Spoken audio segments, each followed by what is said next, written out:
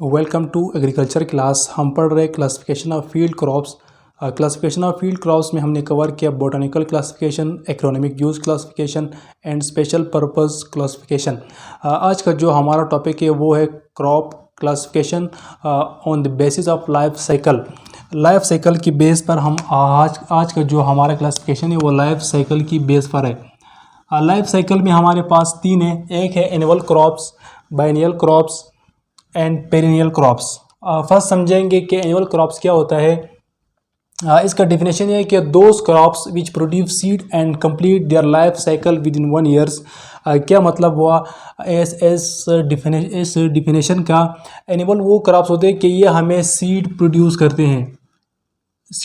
करते हैं और इनका जो लाइफ साइकिल होता है ये 1 साल में कंप्लीट हो जाता है। इसका मैं एग्जांपल दूंगा, आपको समझ आ जाएगी। जिस तरह की वीट, मेज, बार्ले, इनका जो लाइफ साइकिल है ये 1 साल मुकम्मल होती ही ये हमें सीड प्रोवाइड कर देते हैं। उसके बाद चाहे आप उनको जितना मर्ज़ी इरिगेशन दे, जितना मर्ज़ी उनको वाटर दे, उनको न्यूट्रिएंट सप्लाई करें, उनका जितना मर्ज़ी ख्याल रखें, ये प्लांट्स मज़ीद ग्रो नहीं होने क्योंकि इनको जो लाइफ साइकिल है वो 1 ही साल है। 1 ही साल अगर आप ग्रो करेंगे तो इसके 1 साल के बाद ये मज़ीद आपको प्रोडक्शन नहीं दे सकते, क्योंकि उसके बाद उन्होंने उनकी जो वेजिटेटिव स्टेज या फ्लावरिंग वो ग्रो हो जाते हैं। उसके बाद वो आपको सीड प्रोवाइड कर लेते हैं। सीड के बाद ये प्लांट आपको मज़ीद प्रोडक्शन नहीं दे सकते। इनको जो लाइफ साइकिल है, जो कंप्लीट उनकी लाइफ है वो 1 साल में ख़त्म हो जाती है। उसके बाद आप पानी अप्लाई करेंगे, न्यूट्रिएंट्स देंगे तो ये प्लांट्स मज़ीद ग्रो नहीं होंगे, क्योंकि इनको जो लाइफ साइकिल है वो 1 साल तक है।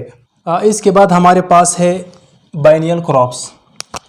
बाइनियल क्रॉप्स का डिफिनेशन क्या है? Some crops grow which complete vegetative stage during the first year. ये वो क्रॉप्स होते हैं जो उनका जो वेजिटेटिव स्टेज होता है ये फर्स्ट ईयर में उनका वेजिटेटिव स्टेज कंप्लीट हो जाता है। During the next year they produce flower and seed. और उनका फर्स्ट ईयर इनका ये काम होता है, जो पहले साल आप उनको ग्रो करेंगे, इनका जो लाइफ साइकिल है वो 2 साल पर मुश्तमिल है। पहले साल में ये क्या होता है, ये वेजिटेटिव स्टेज तक पहुंच जाते हैं। और सेकेंड ईयर उनका जो अभी रिज़र्व फूड होता है, जो फोटोसिंथेसिस के ज़रिए जो फूड वो बना लेते हैं, वो अपने रूट्स में और अदर जो उनके पार्ट्स है वहाँ पे ये स्टोर कर लेते हैं फर्स्ट ईयर में। और सेकेंड ईयर में जो उन्होंने जो रिज़र्व फूड स्टोर किया होता है वहाँ पे वो सेकेंड ईयर पर यूज़ करते हैं। किस लिए?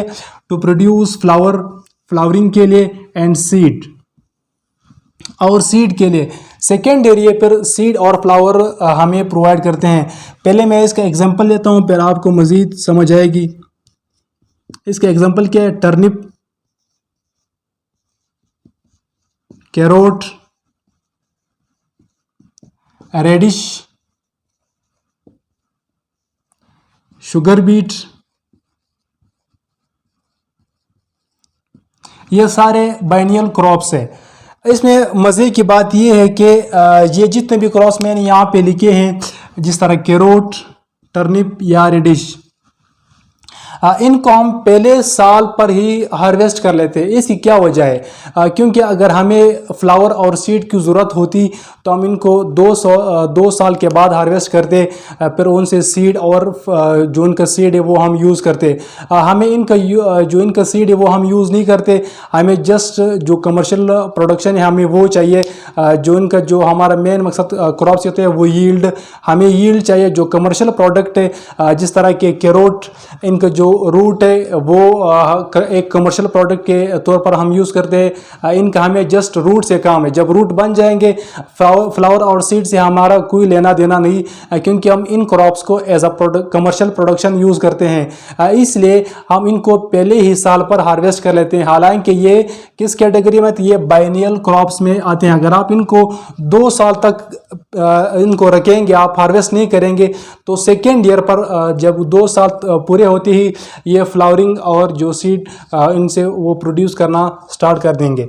नेक्स्ट हमारे पास है पेरिनियल क्रॉप्स। पेरिनियल क्रॉप्स कौन से होते हैं? इसका डिफिनेशन है grow for more than 2 years. ये इनका जो लाइफ स्पेन है वो 2 साल से ज़्यादा है। ये 2 साल से ज़्यादा भी अपनी लाइफ जो है ना बरकरार रख सकते हैं। वो किस वजह से? क्योंकि इनमें रीजनरेटिव पावर मौजूद है। रीजनरेटिव पावर कौन सा पावर है? ये वो पावर है, अगर आप किसी भी प्लांट्स को कट करेंगे, उसका जो स्टेम है वो आप कट करेंगे तो वो खुद ब खुद उसी कटिंग से फिर दोबारा ग्रो करना स्टार्ट हो जाए। इसको रीजनरेटिव पावर कहेंगे।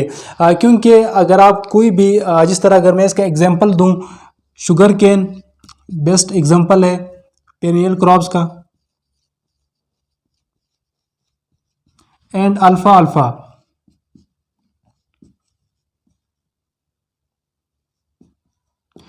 ये 2 एग्जांपल है। इसके और भी काफ़ी सारे प्लांट्स हैं जिनमें रीजनरेटिव पावर मौजूद होता है। और हाँ, ये भी पॉसिबल है कि ये हर साल सीड भी हमें प्रोवाइड कर ले। उसके बाद भी अगर आप इनको कट करेंगे तो ये इनमें रीजनरेटिव पावर मौजूद है, ये दोबारा भी ग्रो हो सकते हैं कटिंग के बाद।